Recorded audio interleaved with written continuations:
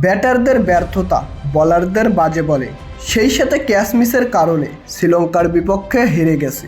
Match শেষে উপস্থাপকের প্রশ্নে কি বলল লিটন কুমার দাস, যা মুহূর্তেই ভাইরাল।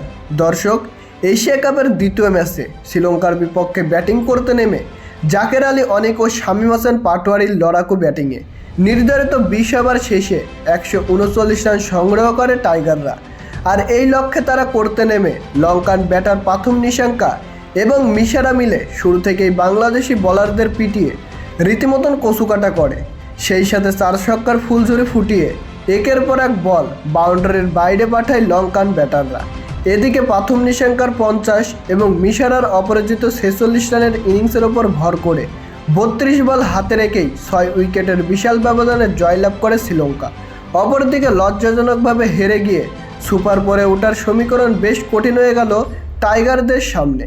আর ম্যাচ শেষে উপস্থাপকের প্রশ্নে অধিনায়ক লিটন দাস বলেন, ব্যাটারদের ব্যর্থতা, বোলারদের বাজে বলে, সেই সাথে ক্যাচ মিসের কারণে এই ম্যাচ আমরা হেরে গিয়েছি। আমরা চেষ্টা করব পরের ম্যাচ জয়লাভ করার জন্য। একটি যুদ্ধ জয়লাভ করার জন্য কোনো সময়ই একজনের লড়াইয়ে জয়ী হওয়া সম্ভব নয়।